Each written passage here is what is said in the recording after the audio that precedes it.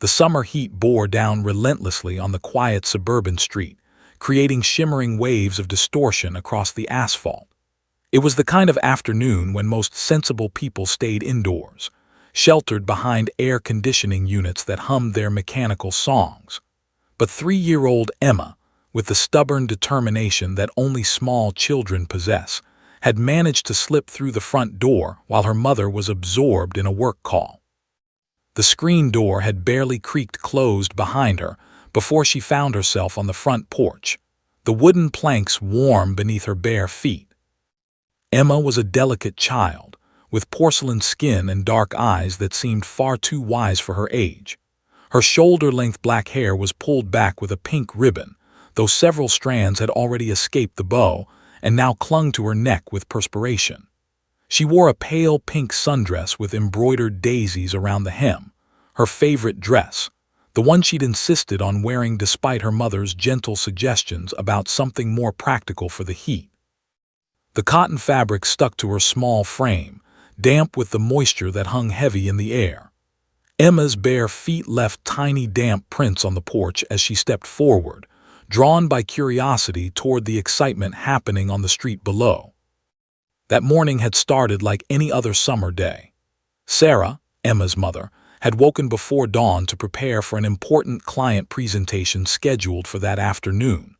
She was a marketing consultant for a prestigious firm, and this particular client represented a major contract, the kind that could change her career trajectory. Emma had been in a good mood, eating her breakfast of strawberry yogurt and granola while watching her favorite cartoon. Sarah had reminded her repeatedly that she would be taking an important call around 3 o'clock and needed Emma to play quietly in her room or watch television downstairs.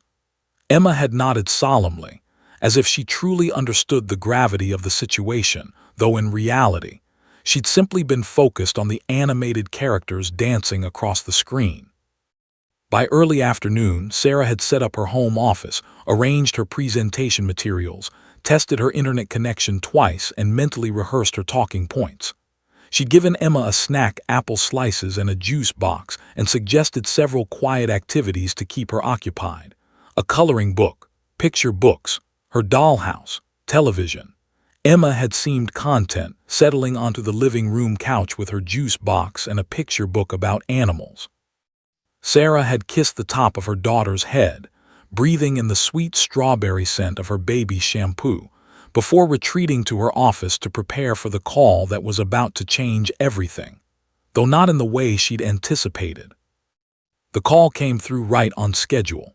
Sarah's client, a demanding businessman from the downtown office, was in rare form that day.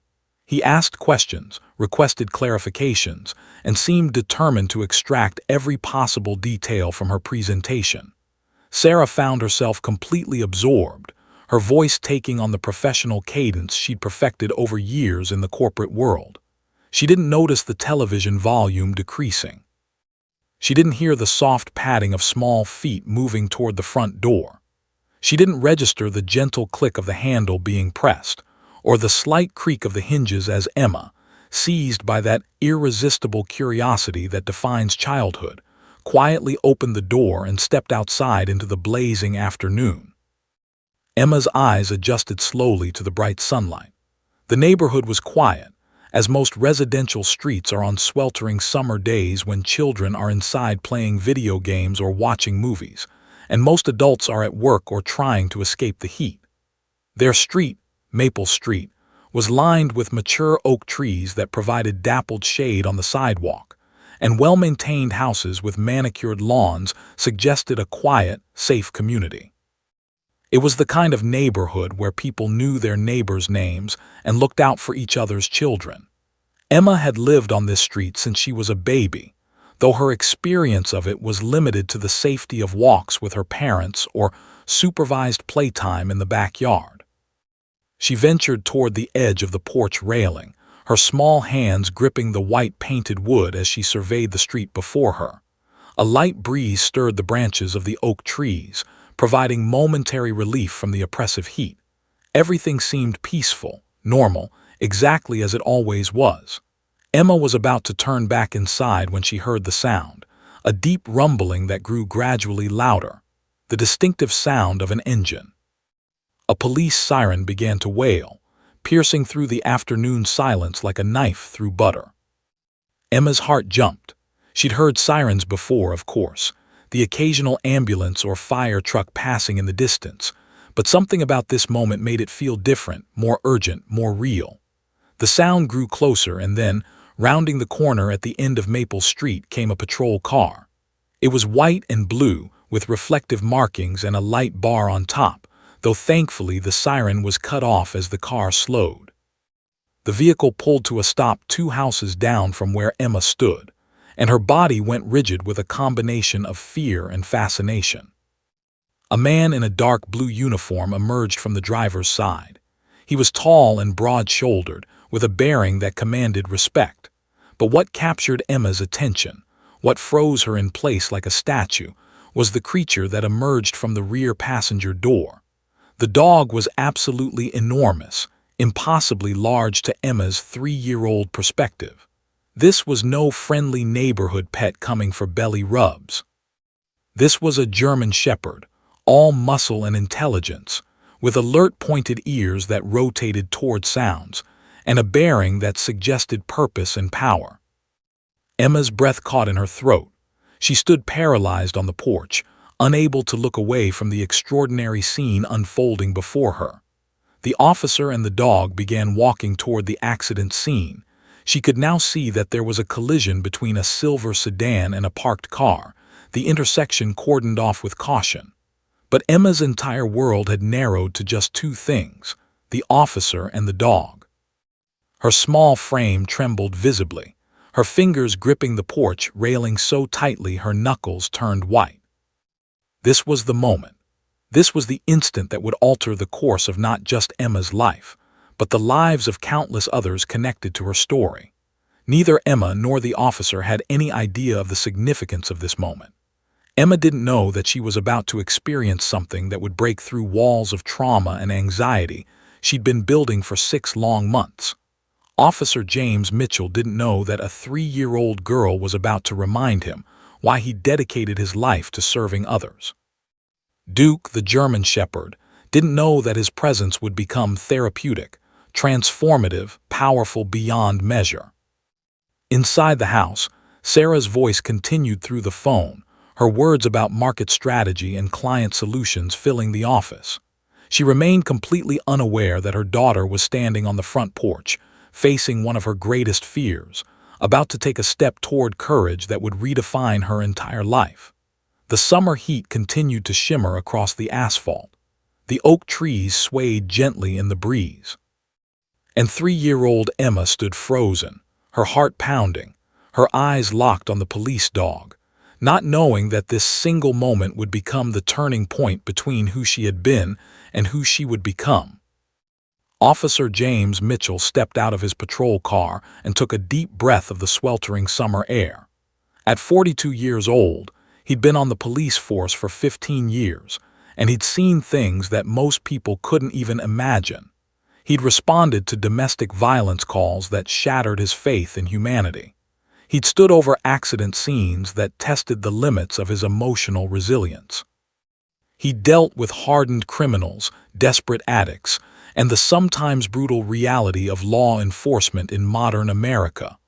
But nothing, absolutely nothing, had prepared him for what he was about to witness on this ordinary Thursday afternoon. James was a tall man, 6'2", with the kind of athletic build that spoke to a lifetime of disciplined workouts and careful nutrition. His dark hair was starting to show threads of gray at the temples, a physical manifestation of years spent carrying the weight of other people's problems on his shoulders. His face was weathered and kind, with deep-set blue eyes that had learned to read people with uncanny accuracy. Those eyes had saved his life more than once in his career, allowing him to sense danger or deception before it fully manifested. But those same eyes also held a profound sadness, the kind that accumulates when a person spends years witnessing human suffering. Duke emerged from the rear passenger door with the practiced ease of a dog who'd done this thousands of times before. The German Shepherd was a magnificent specimen, 4 years old, 85 pounds of pure muscle and intelligence, with a sleek black and tan coat that gleamed in the sunlight. Duke had extensive training in narcotics detection and suspect tracking, and he was one of the most valuable assets in the police department's arsenal. But more than that, Duke was James's partner, his companion, and in many ways his closest friend. They'd worked together for 3 years, and they understood each other with the kind of intuitive communication that only develops between beings who trust each other completely. James clipped Duke's leash and began walking toward the accident scene. The collision had happened approximately 20 minutes ago, when a silver sedan had struck a parked vehicle before the driver fled the scene on foot. Neighbors had called 911, and James was tasked with investigating the hit-and-run and potentially tracking the fleeing driver using Duke's exceptional tracking abilities. It was routine work, the kind of call James responded to several times a month. Nothing unusual. Nothing that should capture his attention beyond the normal parameters of his job. But then James noticed her. His eyes caught movement on the front porch of the third house down the street, a small figure barely visible from his vantage point. A child, a very young child, probably no more than 3 or 4 years old. James's protective instincts, honed by years of police work and fatherhood, he had a 12-year-old daughter of his own, immediately sparked to life. What was a child doing outside alone on such a brutally hot day? Where were the parents?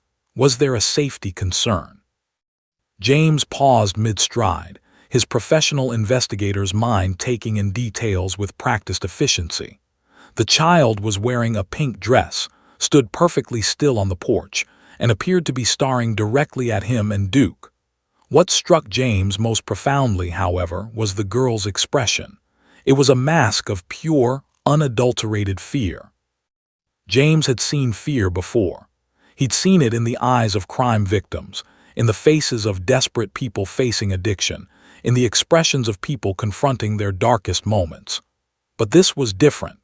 This was primal fear, the kind that a small child experiences when confronted with something beyond their comprehension, something their developing brain categorized as potentially dangerous. The girl's body language screamed anxiety, shoulders hunched, hands gripping the porch railing, entire frame trembling visibly even from the distance that separated them. James felt his heart clench with unexpected empathy. He'd learned years ago that his job wasn't just about investigating crimes or tracking suspects. Every interaction he had as a police officer carried weight. Every moment he spent with the public shaped their perception of law enforcement. And children, in particular, formed foundational beliefs about police, authority, and safety based on their early interactions with uniformed officers. A negative experience with a police officer at age 3 could create anxiety about law enforcement that lasted a lifetime. A positive experience could create trust and security. Standing there on the scorching asphalt of Maple Street, James made a decision that would prove to be one of the most consequential of his career. He decided that the accident investigation could wait 5 minutes. He decided that connecting with this frightened child mattered more than following the standard protocol. He decided, in that moment, to be something more than a police officer conducting an investigation. He decided to be a human being responding to another human being's fear. James shifted his grip on Duke's leash and began walking slowly toward the house. He moved with deliberate slowness, trying to appear as non-threatening as possible. He knew that any sudden movement or aggressive posture could escalate the child's anxiety. Duke, sensing James's change in direction and noting the unusual attention being paid to the child, remained calm and alert, his intelligent eyes observing everything. What James didn't know, what he couldn't possibly have known from his vantage point on the street, was that the little girl on the porch was named Emma, and that she was struggling with something far more complex than a simple childhood fear of dogs. Emma had been diagnosed 6 months earlier with selective mutism, a severe anxiety disorder that rendered her unable to speak in certain situations or around certain people. The diagnosis had come after a traumatic incident at a grocery store, where a man had violently confronted Emma's mother, Sarah, in the produce section. Emma had witnessed the entire terrifying interaction, the raised voices, the aggressive gestures, the sense that something terrible was about to happen. She'd frozen in fear, unable to cry out, unable to call for help, unable to do anything but observe as the situation spiraled. In the months following that incident, Emma had withdrawn further and further into herself.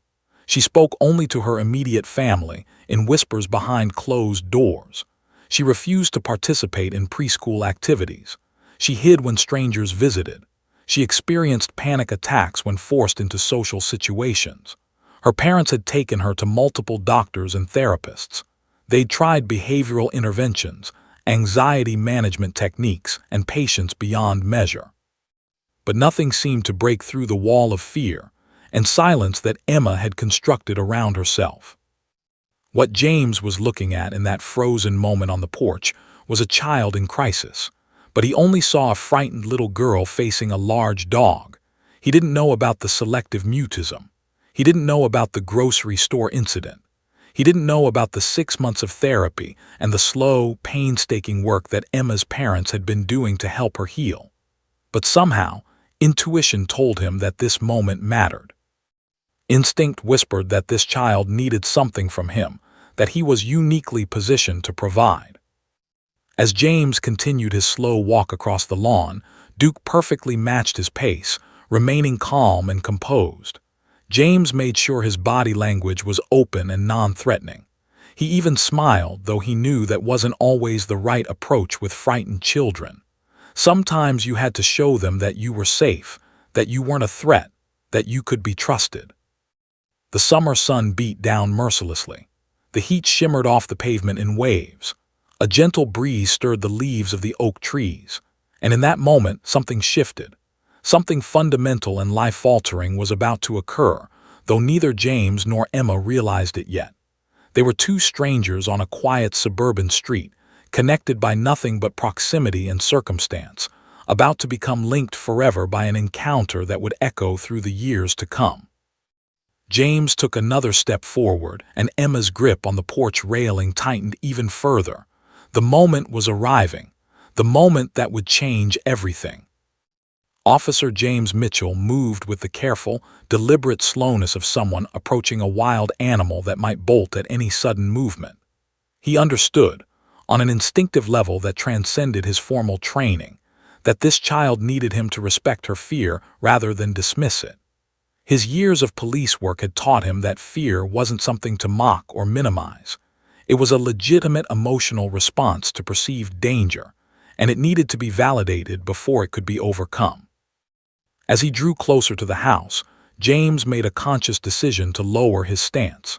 He stopped walking forward and instead began to kneel down, bending at the knees until his 6'2" frame was reduced to a less imposing height. Duke remained perfectly still beside him, the leash slack in James's hand, the dog's body language conveying calm acceptance rather than aggression or excitement. James knew from his training that children often found the sight of an adult kneeling to be less threatening than an adult standing at full height, looking down at them. It was a simple psychological principle, but one that James had learned was extraordinarily effective. From her position on the porch, Emma watched this transformation with wide, unblinking eyes. The massive police officer was lowering himself. He was making himself smaller. He was making himself less threatening. Her 3-year-old brain struggled to process this development. Everything in her short life had taught her that large, unfamiliar figures were sources of danger. But here was this uniformed man, deliberately reducing his physical presence, kneeling in the scorching heat on the sidewalk in front of her house. James remained in his kneeling position for a long moment, not speaking, not moving, simply existing in a posture of non-threat. He knew from his experience with his own daughter that sometimes silence was more powerful than words. Sometimes a child simply needed to observe you, to assess you, to determine for themselves whether you were safe. James was giving Emma that gift, the gift of time and space to form her own conclusions about whether she could trust him. Duke's tail wagged slowly, a gentle pendulum of contentment. The dog seemed perfectly at ease, as if kneeling in the oppressive heat beside an unknown child was exactly where he wanted to be. There was something almost meditative about Duke's presence, a calm acceptance of the moment, a lack of judgment or urgency. Animals had a way of communicating safety that words could never quite capture. James had learned this over his 3 years working with Duke. The dog had an almost supernatural ability to sense when someone needed reassurance, and to provide it simply by existing peacefully in their presence. "Hey there, little one," James finally spoke, his voice deliberately soft, pitched lower than his normal speaking voice, without the sharp consonants or commanding tone he used during traffic stops or arrest procedures. His words came slowly, with spaces between them, giving Emma time to process each one. "What's your name?" Emma's lips parted slightly. Her mouth opened as if she were preparing to speak, but nothing came out. The words were trapped somewhere deep inside her, locked behind the walls of anxiety and trauma that had been constructed brick by brick over the past 6 months. She wanted to respond to this kind man. She wanted to speak, but the fear held her voice captive, rendering her mute despite her desperate desire to communicate. James waited. He didn't pressure her. He didn't repeat the question or try to fill the silence with more words. He simply knelt there, patient and present, allowing Emma the space she needed to attempt connection without the pressure of expectation. "That's okay," James said after a respectful pause. "You don't have to say anything. I'm James, and this is my friend Duke." He gestured gently toward the German shepherd, watching Emma's eyes flicker briefly toward the dog before darting back to James's face. "Duke is a very special dog. He helps me with my work. He's a helper dog. Do you know what that means?" Emma didn't respond verbally, but James noticed something subtle shift in her expression. The white-knuckle grip she had on the porch railing seemed to relax fractionally. Her shoulders, which had been hunched up near her ears, dropped slightly. She was listening. She was engaging, even if only on a non-verbal level. "Duke helps people," James continued, his voice carrying the warmth of someone who genuinely loved what he did. "He helps me find people who need help. He helps keep the neighborhood safe. He's very good at his job, and you know what else? Duke loves peanut butter. He absolutely loves it. It's his favorite treat in the whole wide world. When he's been working hard and helping people, sometimes we go home and I give him a spoonful of peanut butter and he gets so happy." His tail wags so fast it's almost a blur.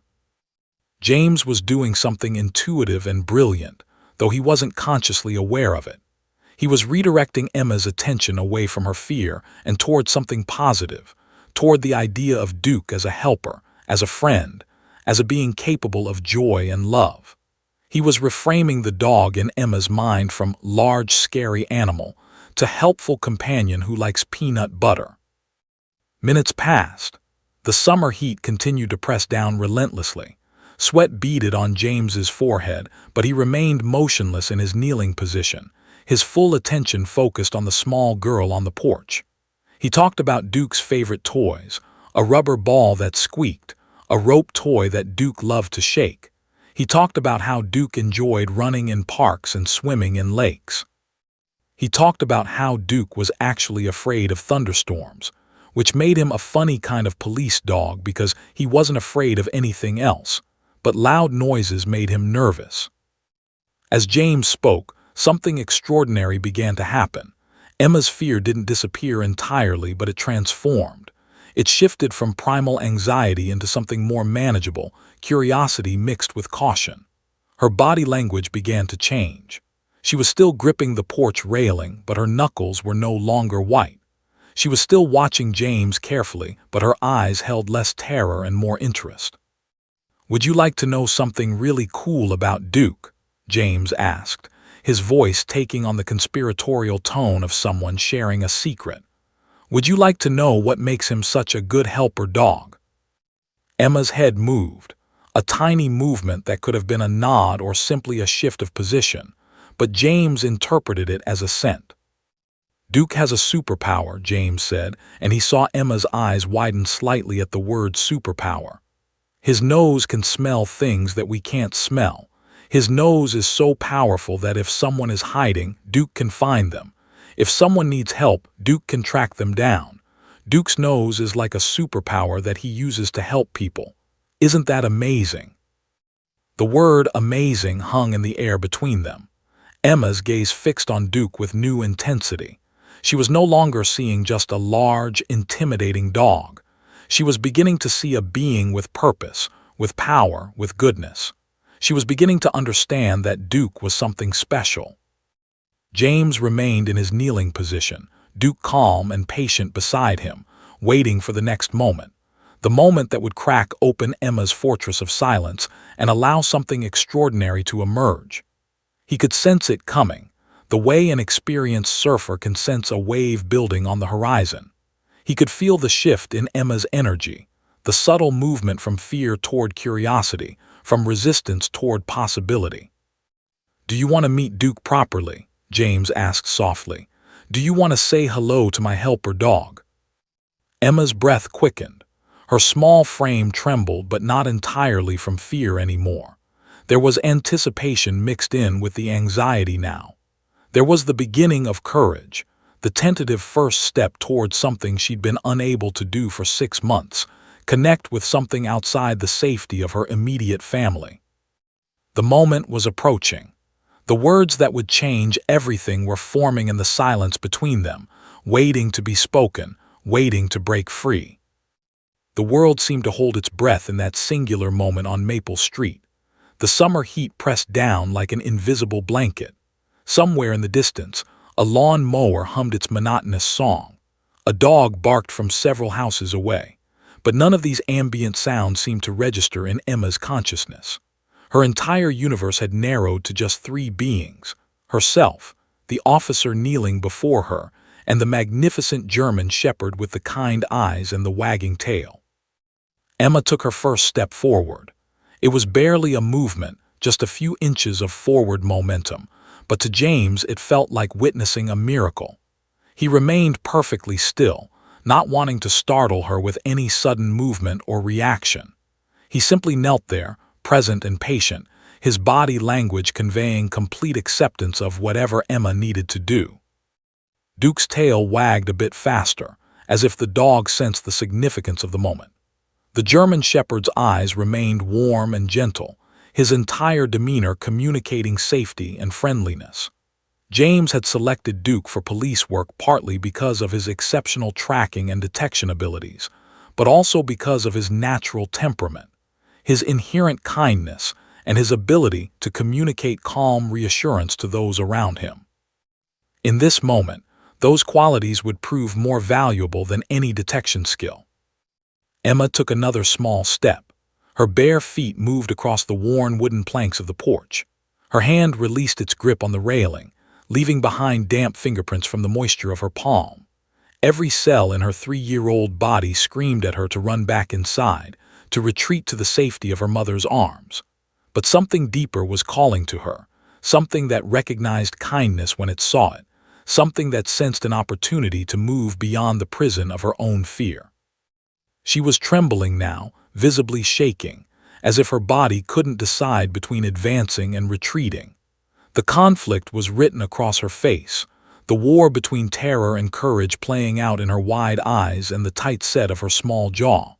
But she continued forward, one excruciating step after another. James watched this unfold with his full attention. He was no longer a police officer investigating an accident.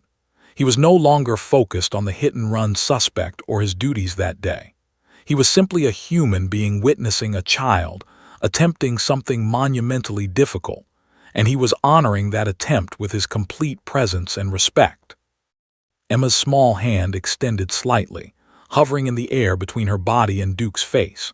The dog remained perfectly still, understanding through some instinctive animal wisdom that this was a sacred moment, that any sudden movement on his part could shatter the fragile bridge of trust that was being constructed between himself and this terrified child. Duke had been trained by professionals, had responded to countless commands and situations, but his greatest gift in this moment was simply his stillness. His willingness to allow Emma to approach him at her own pace. "You're doing so good, Emma," James whispered softly, his voice barely audible above the ambient sounds of the afternoon. He didn't ask how he knew her name, he didn't. He'd simply guessed, based on the fact that the house they stood in front of had a nameplate near the front door that read family. But Emma heard her name and something shifted in her. Someone knew her. Someone was acknowledging her. Someone was witnessing her courage. Emma's hand trembled as it moved closer to Duke's head. She could feel the warmth radiating from the dog's body. She could see the fine details of his fur, the intricate patterns of black and tan. She could smell him, a combination of earth and dog and sunshine. All of her senses were heightened, every nerve ending firing as she existed on the precipice between two versions of herself. The frightened child she had been for the past 6 months, and the brave child she was becoming. Her fingers made contact with Duke's fur. It was softer than she'd expected, warmer than she'd imagined. Duke didn't move. He didn't jump or lunge or startle her. He simply allowed her hand to rest on his head, and in that moment of contact, something fundamental shifted in Emma's nervous system. The danger she'd anticipated didn't materialize. The terrible thing she'd feared wouldn't happen. This large, powerful dog was simply being still and kind and present. Emma's hand began to move, her fingers threading through Duke's thick coat. She became bolder, her initial terror beginning to transform into wonder. This creature that had seemed so terrifying from a distance was actually warm and alive and real. She could feel his heartbeat beneath his chest. She could feel the muscle and strength that lay beneath the softness of his fur. She could feel, for the first time in 6 months, a connection to something outside herself that didn't require words. James felt his own eyes begin to burn with unshed tears. He recognized the profound significance of what was happening. This child was healing. In this single moment, something was breaking open inside her. The ice that had frozen her voice was beginning to crack. Behind them, completely unknown to either James or Emma, a door was opening. Sarah had finished her conference call. She'd stood up from her desk, stretching her shoulders, preparing to check on her daughter and offer her a snack. She'd walked through the house, nodding the quiet that suggested Emma was still watching television or reading. But as she approached the front window, something caused her to look out toward the porch. What she saw stopped her dead in her tracks. Her daughter, her precious, traumatized, selectively mute daughter, standing on the porch, touching a police dog, moving, speaking without words but speaking nonetheless through her actions and her presence. Sarah's hand flew to her mouth. Tears sprang to her eyes instantly, flooding her vision so rapidly that she could barely see clearly. She watched her daughter continue to run her small hands over Duke's fur, watched the German shepherd remain perfectly patient and kind, watched the police officer remain kneeling, witnessing, honoring this sacred moment. And then Emma spoke. It wasn't a shout or an exclamation. It wasn't a full sentence or a complex thought. It was barely audible, a whisper so soft that James almost missed it, but he heard it. Sarah heard it through the window. In that moment, it was the most beautiful sound in the entire universe. "Good boy," Emma said, her voice trembling with emotion and courage. "Good boy." 2 words. 2 simple, ordinary, utterly extraordinary words. Words that hadn't left Emma's mouth in months. Words that represented not just communication but connection, not just sound but soul. James felt something break inside his chest, a dam that had been holding back years of accumulated sadness and burnout suddenly gave way. Tears streamed down his face. His shoulders shook with the intensity of the emotion. He knelt there on the scorching pavement, crying openly, as he watched a 3-year-old girl speak her first words in 6 months to his police dog. The front door burst open. Sarah ran out onto the porch, her face a mask of shock and joy and disbelief. She reached for Emma, pulling her daughter into her arms, and then, seeing James's tears, she understood. She understood that this was more than a moment. This was a turning point. This was the instant when everything changed. "Thank you," Sarah whispered, her voice breaking. "Thank you, thank you, thank you." But James couldn't respond. He simply knelt there, Duke's head resting against his leg, tears flowing freely, witnessing the power of a single moment, the transformative potential of kindness meeting courage, the way that sometimes, in the most unexpected circumstances, miracles happen. The weeks that followed that extraordinary Thursday afternoon became a canvas upon which transformation was painted in brilliant colors. Emma's life, which had been confined to a palette of grays and shadows for the past 6 months, suddenly exploded with possibility and hope. The breakthrough on Maple Street wasn't a magical cure that erased her anxiety overnight, but it was something infinitely more valuable. It was proof that change was possible, that she could push past her limitations, that the world wasn't quite as terrifying as her traumatized mind had convinced her it was. In the days immediately following the encounter, Emma talked incessantly about Duke. She asked her mother endless questions about police dogs. Where did Duke sleep? What did he eat for breakfast? Did he ever get scared? Could they visit Officer James again? Her mother, Sarah, answered each question patiently, marveling at the transformation happening before her eyes. Her daughter, who had communicated in whispers and nods for 6 months, was suddenly using words, complete sentences, questions, observations. The floodgates had opened, and the words were pouring forth like water breaking through a dam. Emma's school teachers noticed the change almost immediately. Mrs., her preschool teacher, called Sarah after the first week back following the incident. "I don't know what happened," Mrs. said, her voice filled with wonder, "but Emma is participating in circle time now. She's making eye contact with the other children. She even raised her hand during story time and answered a question. It's remarkable." But the most significant changes were happening at home. Emma, who had previously refused to eat meals at the dinner table with extended family, now engaged in animated conversations with her grandparents when they visited. She played with other children in the neighborhood without retreating inside after a few minutes.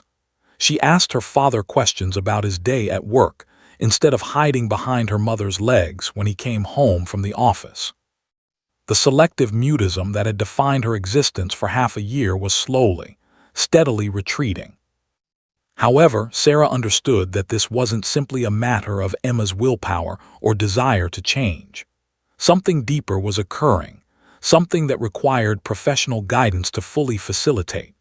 3 days after the encounter with Duke and Officer James, Sarah called Dr. Reeves, Emma's speech and language pathologist, who specialized in selective mutism and anxiety disorders in children. "Emma is speaking," Sarah told the doctor during their telephone conversation, her voice trembling with a mixture of hope and cautious optimism. "Something happened that broke through the barrier, but I want to make sure we're supporting her properly so this progress continues and doesn't regress." Dr. Reeves, a woman in her late 50s with decades of experience working with children with anxiety disorders, scheduled an immediate appointment. When they arrived at her office the following Monday, she spent the first 30 minutes simply observing Emma, not in a clinical way, but with the warmth of someone who genuinely cared about children's. She watched as Emma answered questions in a soft but steady voice. She noted how Emma's body language had shifted. Her shoulders were no longer hunched defensively. Her eyes made contact. Her small frame seemed less rigid and more relaxed. "Tell me about your friend Duke," Dr. Reeves said gently, settling into a chair across from Emma. Emma's face lit up. She began describing the dog in meticulous detail, the color of his fur, the warmth of his body, the kindness in his eyes, the way his tail wagged. She described Officer James and how he had knelt down to make himself less scary. She described the feeling of touching Duke's fur and how it had made her feel brave. Dr. Reeves listened intently, asking occasional clarifying questions, but primarily just allowing Emma to speak. After 20 minutes, she turned to Sarah with an expression of profound understanding. "What happened on that street was therapeutic intervention at its most fundamental level," Dr. Reeves explained. Emma's selective mutism developed because her nervous system learned to associate unfamiliar situations with danger. Her brain essentially shut down her verbal communication as a protective mechanism. But what Officer James and Duke provided was something that her conscious mind couldn't achieve alone. They provided safe exposure to something she feared, combined with unconditional acceptance and calm presence. She continued, "The police officer's decision to kneel down was crucial. He removed the power differential. He made himself vulnerable. He showed Emma that she could approach him at her own pace without pressure or expectation. And Duke, animals have an extraordinary capacity to communicate safety and acceptance without words. Emma could feel Duke's calm, could sense his kindness. That combination of human compassion and animal presence created what I would call a corrective emotional experience." Sarah felt tears prickling at the corners of her eyes as Dr. Reeves explained the science behind what had happened. "Where we go from here is equally important," Dr. Reeves said. "We need to build on this foundation. Emma needs continued exposure to safe social situations, but gradually and without pressure. We need to celebrate her courage without making her feel like she has to be perfect or maintain a certain level of verbal output. And we need to help her understand that her anxiety is normal and manageable, not something that defines her." Over the following weeks and months, Dr. Reeves worked with Emma using a combination of cognitive behavioral therapy techniques adapted for young children, systematic desensitization to anxiety-triggering situations, and what she called courage-building activities. Emma would practice speaking in progressively more challenging social situations, first with trusted adults, then with small groups of familiar children, then with larger groups and less familiar people. Emma's parents also implemented changes at home. They created what they called the bravery chart, where Emma could mark off small accomplishments, speaking to a neighbor, trying a new food, participating in a group activity. With each accomplishment, Emma received positive reinforcement not in the form of material rewards, but through genuine praise and recognition of her courage. One afternoon, about 6 weeks after the encounter with Duke, Emma drew a picture. It was a stick figure drawing, but it was remarkably detailed for a 3-year-old. It showed Officer James kneeling down, Duke beside him, and a small figure that was presumably Emma. Beneath the drawing, in letters that her mother had helped her trace, were the words, "Good boy, Duke." Sarah framed the picture and hung it in the hallway of their home, a tangible reminder of the day everything changed. Every time she passed it, she felt a wave of gratitude for a police officer who had chosen compassion over protocol, who had recognized that a child in distress needed something more valuable than a quick response to an accident investigation. By the end of the summer, 3 months after the initial breakthrough, Emma had made what Dr. Reeves called remarkable progress. She was speaking comfortably with most people, though she still experienced occasional anxiety in highly stressful or unfamiliar situations, which was completely normal for a 3-year-old. Her selective mutism, while not entirely eradicated, had been reduced from a debilitating condition that prevented her from functioning in social settings to manageable anxiety that she was learning to navigate. But perhaps the most significant change was in Emma's sense of self. She no longer saw herself as the quiet girl or the girl who doesn't talk. She had experienced her own courage. She had pushed past her fear. She had discovered that she was capable of more than she believed. That knowledge, once integrated into her developing sense of identity, became a resource she could draw upon whenever she faced challenges. Officer James had no idea how profoundly his decision to kneel down and listen to a frightened child would ripple through the months and years to come. He didn't know that he had set in motion a chain of events that would lead to Emma's transformation. But Sarah knew. Dr. Reeves knew. And Emma, in her own way, knew that her life had been forever altered by a stranger who chose to see her not as a problem to be managed, but as a person worthy of respect, patience, and unconditional acceptance. The story of Emma and Duke might have remained a beautiful personal moment, a memory cherished by the family and Officer James Mitchell, if it hadn't been for Mrs. Emma's preschool teacher. Mrs. was a compassionate educator who understood that stories of human connection and triumph over adversity had the power to inspire entire communities. She'd watched Emma's transformation from a withdrawn, anxious child into a confident, communicative young girl, and she recognized that this transformation deserved to be shared.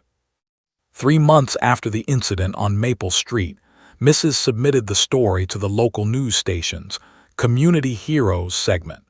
She didn't seek permission from the family or Officer James. She simply felt that the world needed to know what had happened.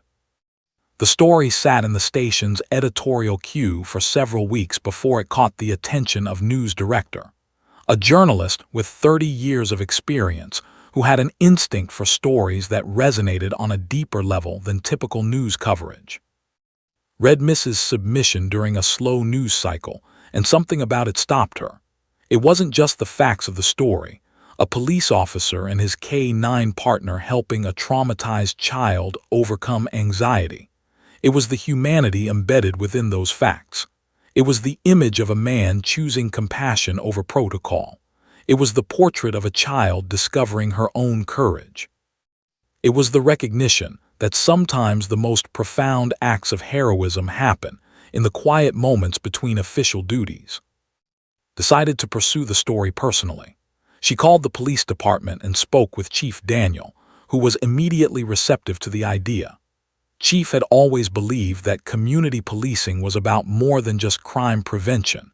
It was about building relationships and demonstrating that officers cared about the people they served. When he heard about James's interaction with Emma, he recognized it as a perfect example of the kind of policing he wanted to encourage throughout his department. James was initially reluctant about media attention. He'd spent his career trying to do his job without seeking recognition, and the idea of his personal interaction with Emma being broadcast on television felt uncomfortable and invasive. But Sarah was enthusiastic about the opportunity to share the story publicly. She believed that highlighting what had happened could raise awareness about selective mutism and anxiety disorders in children. She also felt a profound gratitude toward James and Duke that she wanted to express to a wider audience. "This story isn't about me," James told Sarah when she called to discuss the news segment. "It's about Emma's courage. It's about how powerful compassion can be. If sharing it helps other kids, then I'll do the interview." Arranged to film the segment on a warm October afternoon. She brought her camera crew to Maple Street and set up shots of the house where Emma lived, the spot where James had knelt down, the neighborhood where the encounter had taken place. She interviewed Emma, who spoke with surprising eloquence about how scared she'd been and how kind Officer James had been. She interviewed Sarah, who described the 6 months of silence and the relief of hearing her daughter speak again. But the most powerful moment came when asked James to describe what he was thinking when he first saw Emma on the porch. "I saw a child in distress," James said, his voice steady but his eyes glistening with emotion. "And I made a choice to see her as a person who needed help, not as an obstacle to my investigation. In that moment, I remembered why I became a police officer. It wasn't about arrests or investigations. It was about serving people and recognizing that sometimes service means just being present with someone in their moment of fear." Interviewed Dr. Reeves about selective mutism and the role that safe human connection plays in helping children overcome anxiety disorders. Dr. Reeves explained to the camera that Emma's case illustrated an important principle, that healing often requires a combination of professional treatment and unexpected moments of human kindness. The segment aired on a Tuesday evening at 6 p.m., just as families were settling down for dinner. The production values were excellent, the story emotionally compelling, and the message deeply human. By the following morning, the story had gone viral on social media. News outlets across the state picked it up. A regional television network requested an expanded interview. By Wednesday, the story had been shared over 50,000 times on Facebook alone. What started as a local news segment became something far larger, a conversation about mental health in children, about the role of police in community welfare, about the transformative power of compassion. Schools began showing the segment to students. Mental health organizations shared it as an educational tool. Police departments across the country used it to train officers about trauma-informed approaches to community interactions. The police department's recognition of James's actions came through official channels. Chiefs scheduled a commendation ceremony for late October, honoring James for exemplary service, compassion, and dedication to community welfare. The ceremony was held in the department's main conference room, with local media invited, community members in attendance, and the entire police force present to show support. Emma and her family attended the ceremony. When Chief called James forward and read the citation, detailing how James had gone above and beyond his normal duties to provide comfort and support to a traumatized child, there wasn't a person in the room whose eyes weren't at least slightly moist with emotion. James knelt down to shake Emma's hand, and she spontaneously hugged him, her small arms wrapping around his neck. The assembled officers erupted in applause. Sarah stood beside them, tears streaming down her face, while her husband wrapped a supportive arm around her shoulders. "This officer reminds us all why we do this job," Chief said to the assembled crowd. "Not for recognition or awards, but because we believe in serving our community with compassion and integrity. Officer Mitchell is an example to all of us of what it means to truly protect and serve." The commendation led to speaking opportunities. James was invited to address police academies about trauma-informed community policing. He gave presentations at mental health conferences about the role that officers could play in recognizing and responding to child anxiety.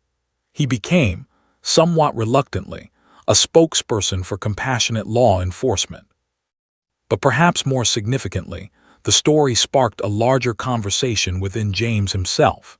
He'd been considering retirement for several years, burned out by the accumulated weight of difficult calls and human suffering. But the recognition of his encounter with Emma reignited something in him, a sense of purpose, a reminder of why he dedicated his life to public service. Duke, too, became something of a local celebrity. Children would point excitedly when they saw the patrol car pass. Teachers used Duke's story to help anxious children in their classrooms. Local animal shelters reported an increase in adoptions following the broadcast of the segment, as people were inspired by the story to give dogs a second home. Most importantly, the story gave hope to other families dealing with childhood anxiety disorders. Parents reached out to Dr. Reeves's office reporting that they'd seen the segment and wanted to seek treatment for their own children. Teachers became more alert to signs of anxiety in their students. Mental health organizations received increased funding and community support based on the heightened awareness generated by Emma and Duke's story. Sarah created a simple website documenting Emma's journey and providing resources for families dealing with selective mutism. The website received thousands of visitors per month, with parents and teachers sharing their own stories, seeking advice, and celebrating moments of progress in their children's healing journeys. Officer James never sought the spotlight. He continued his work as a police officer, responding to calls and serving his community. But he carried with him the knowledge that one choice, one decision to kneel down and listen to a frightened child, had rippled out into the world in ways he could never have anticipated. His compassion had become a story that inspired thousands. His moment of human connection had become a template for how to approach others with dignity, patience, and unconditional acceptance. 8 years had passed since that fateful Thursday afternoon on Maple Street. The seasons had cycled through countless times, summers melting into autumns, autumns surrendering to winters, winters giving way to springs. Emma, now a confident and articulate 11-year-old, sat in her high school English class, her fingers moving thoughtfully across the keyboard of her laptop as she worked on an assignment that had been given by her teacher, Mr. The assignment was simple: write an essay about a moment that changed your life. Emma's essay had been forming in her mind for weeks. She knew exactly what she wanted to write about, though she'd never discussed the full details with her teacher. She titled her essay, "The Day I Found My Voice," and as her fingers flew across the keyboard, memories of that summer afternoon flooded back with vivid clarity. She wrote about the heat and the fear. She wrote about standing on the porch, paralyzed by anxiety, unable to speak even when she desperately wanted to communicate. She wrote about the kneeling man with kind eyes and the enormous dog that should have terrified her but somehow didn't. She wrote about the moment when she touched Duke's fur and felt something shift inside her, something fundamental and permanent. But more than that, she wrote about what came after. She wrote about learning that courage wasn't the absence of fear, but rather the decision to move forward despite fear. She wrote about discovering that vulnerability could be a strength rather than a weakness. She wrote about how one person's compassion could literally rewrite someone's entire story. "I used to see myself as broken," Emma wrote in a passage that would later move countless readers. "I thought my anxiety defined me, that my inability to speak made me less than, that I would always be trapped in silence. But Officer James and Duke showed me something different. They showed me that I was worthy of patience and kindness. They showed me that my fear didn't make me weak. My willingness to face my fear made me brave." She continued, describing her years of therapy and gradual healing. She wrote about how her selective mutism hadn't completely disappeared, but had transformed from a debilitating condition into manageable anxiety that she'd learned to navigate. She wrote about participating in school plays, giving presentations, joining debate team, all things that would have been impossible 8 years ago. Most powerfully, she wrote about gratitude. "I don't believe in luck or coincidence," Emma concluded her essay. "I believe that Officer James Mitchell was exactly where he needed to be on that afternoon. I believe that his decision to approach me with compassion instead of indifference changed the trajectory of my entire life. I believe that kindness matters. I believe that seeing people, truly seeing them in their moments of struggle, is one of the most important gifts we can offer each other." Mr. read Emma's essay during lunch period, sitting alone in his classroom. By the time he finished, he had to remove his glasses and wipe his eyes. He'd been teaching high school English for 23 years, had read thousands of essays from students, but this one touched something deep within him. It wasn't just well written, though it was. It was profoundly honest and deeply moving. He made a note to nominate Emma's essay for the State Young Writers Competition, a prestigious annual event that attracted submissions from thousands of high school students across the region. He had a strong feeling about this one. 3 months later, Emma learned that her essay had been selected as one of the 50 finalists in the competition. 6 months later, she received notification that she'd won first place in the high school personal essay category. The award came with a cash prize, a scholarship opportunity, and an invitation to read her essay at the State Young Writers Awards ceremony in the spring. Emma was nervous as she prepared for the ceremony. She'd overcome her selective mutism, yes, but public speaking in front of hundreds of people was still daunting. She practiced her reading repeatedly, working with her mother to manage her anxiety, reminding herself of the courage she'd learned to access on that summer afternoon 8 years ago. The night of the awards ceremony, Emma stood backstage in a beautiful blue dress, her hands trembling slightly as she waited for her name to be called. When she walked onto the stage and approached the microphone, she scanned the audience and felt her breath catch. Sitting in the third row, his face glowing with pride, was Officer James Mitchell. Next to him sat his wife, and beside them, looking elderly but still dignified, was Duke, now 13 years old, his muzzle graying but his eyes still warm and kind. Emma's voice wavered as she began reading her essay. "I used to see myself as broken," she started, and as she read those words, she made eye contact with Officer James. She saw him lean forward, saw the recognition in his expression, saw the tears begin to form in his eyes. As Emma read about that Thursday afternoon on Maple Street, describing the police officer and the dog and the frightened 3-year-old girl. The entire auditorium seemed to hold its breath. People who had no connection to her story found themselves crying. Teachers who thought they understood the power of human connection discovered new dimensions to that understanding. Parents in the audience reflected on their own children and their own choices about whether to offer compassion or indifference to people in their lives.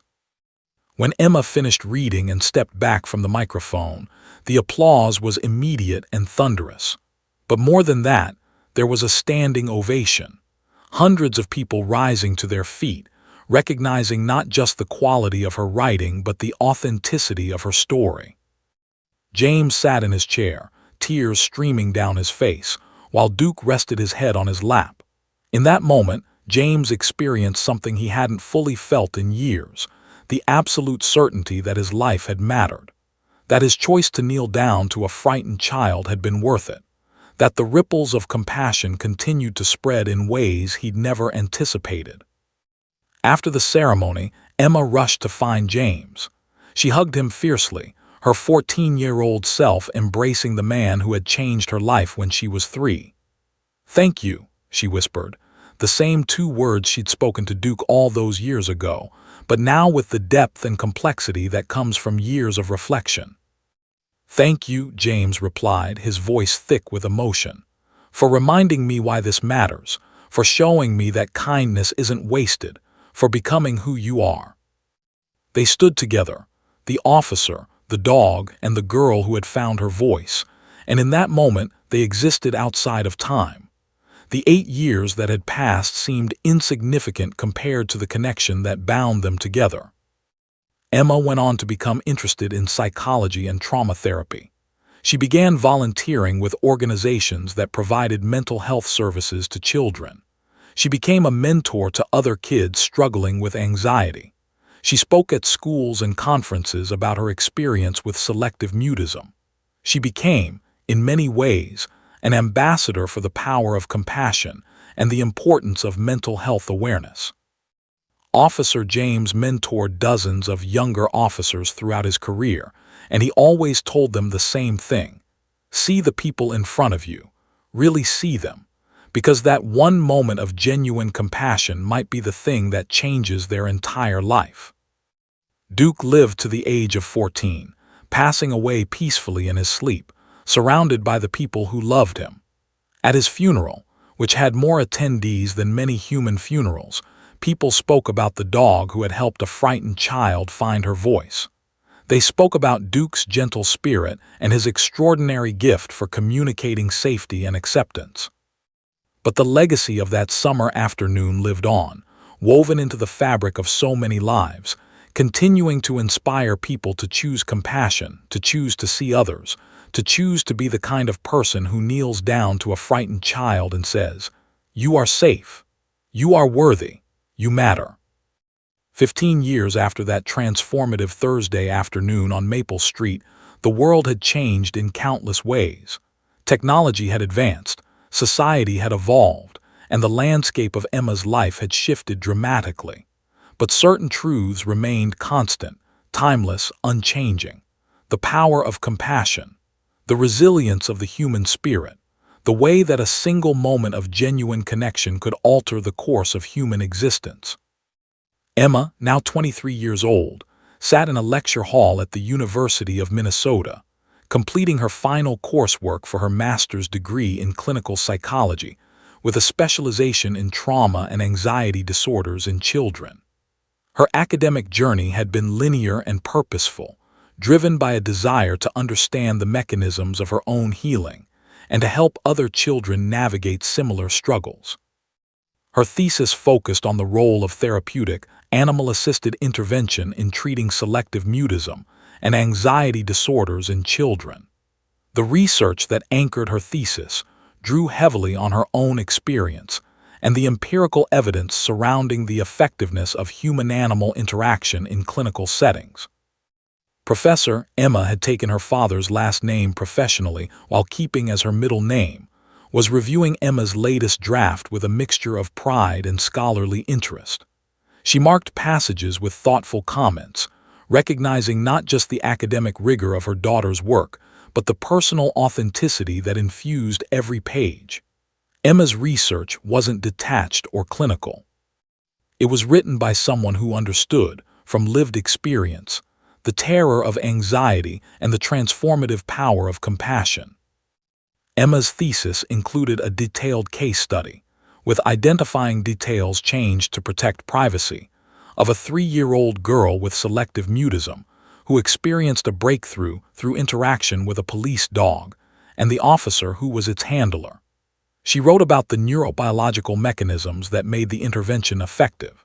She wrote about the importance of safe human connection in rewiring an anxious child's nervous system. She wrote about how sometimes healing comes not through traditional therapeutic interventions alone, but through unexpected moments of human and animal kindness. But more than that, she wrote about hope. She wrote about the importance of believing in children's capacity to heal, even when they seem trapped in patterns of fear and silence. She wrote about the responsibility that adults carry, teachers, parents, medical professionals, and community members, to see children in their struggles and to respond with compassion rather than judgment or dismissal.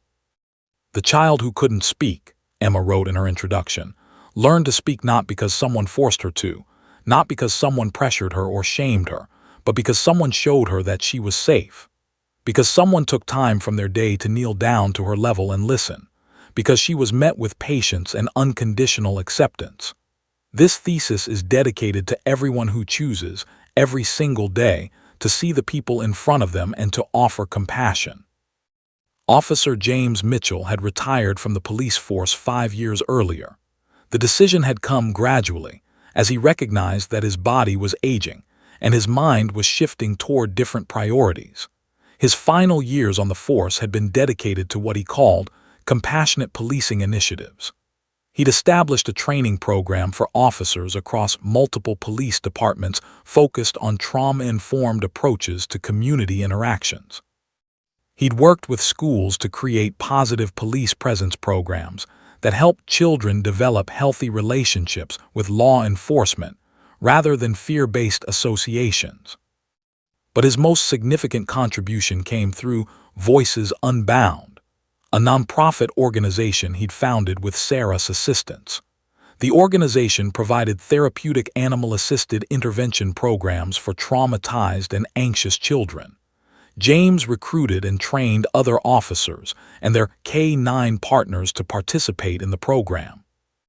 He worked with mental health professionals to ensure that the animal interactions were integrated into comprehensive treatment plans, rather than existing as isolated feel-good moments.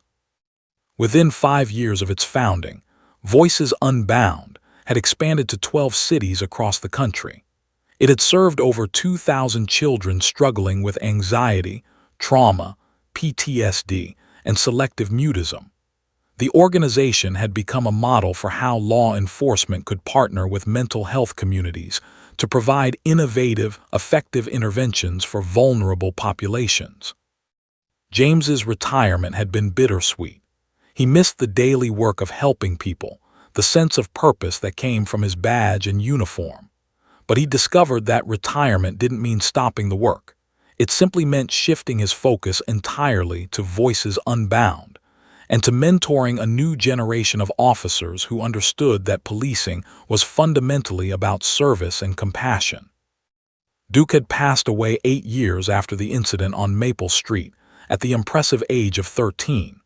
His death had affected James deeply, but rather than seeing Duke's passing as an ending, James had chosen to see it as a beginning.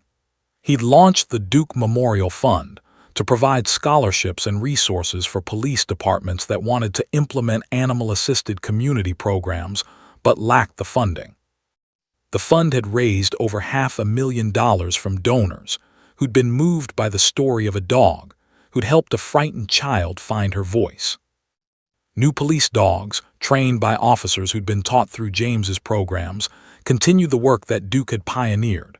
They had names like Hope and Scout and Courage. They worked with children in schools and mental health clinics. They helped anxious kids feel safer. They communicated, through their calm presence and gentle demeanor, that the world contained kindness and acceptance alongside fear and pain. Sarah had become an advocate for children's mental health policy. She'd before state legislatures about the importance of funding mental health services in schools. She'd worked with insurance companies to ensure that therapy for childhood anxiety disorders was adequately covered. She'd become a voice for families navigating the complex and often overwhelming landscape of children's mental health treatment.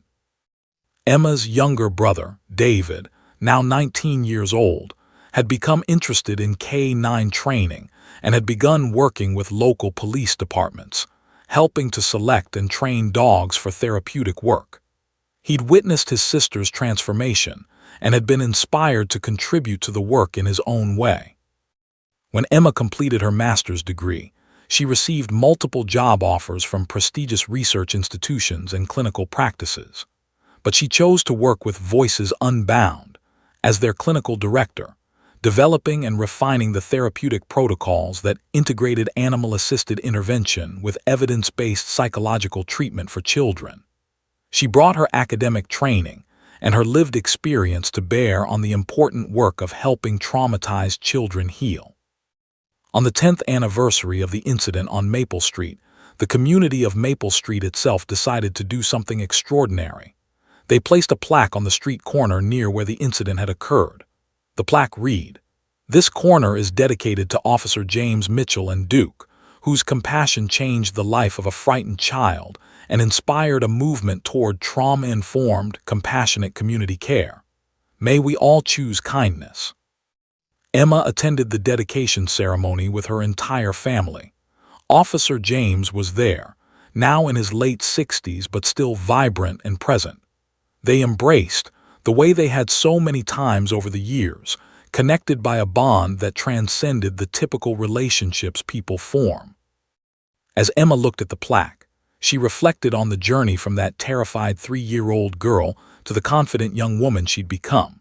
She thought about how 2 whispered words "good boy" had set off a chain reaction of healing that extended far beyond her own life. Those 2 words had inspired a nonprofit serving thousands of children. Those 2 words had influenced policy and practice in multiple communities. Those 2 words had fundamentally altered the trajectory of multiple lives. "Life is often determined by small moments," Emma said to James as they stood together in front of the plaque. "By the choices we make in ordinary circumstances. You chose to kneel down instead of pass by. That one choice created everything that came after." James placed his arm around Emma's shoulders. "And you chose to be brave," he replied. "You chose to take a step forward despite your fear. That took courage that many adults couldn't access. You reminded me that courage lives inside people of all ages if we take the time to look for it."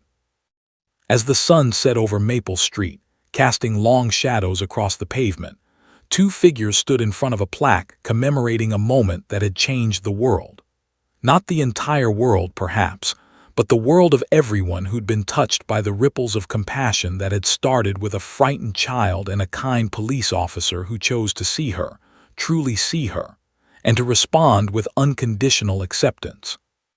The story of Emma and Duke lived on in the hearts of thousands of children who've been helped through therapeutic animal programs. It lived on in the training protocols of police departments across the country. It lived on in legislation that mandated trauma-informed approaches to child mental health. It lived on in the daily choices of people who remembered that compassion matters, that kindness creates change, that sometimes the most ordinary moments contain the most extraordinary potential. And in quiet moments, when Emma reflected on her journey from silence to voice, from fear to courage, from brokenness to wholeness, she always came back to that one image: a frightened child standing on a porch, a kind officer kneeling on hot pavement, and a dog's warm fur beneath trembling fingers. In that moment, everything became possible.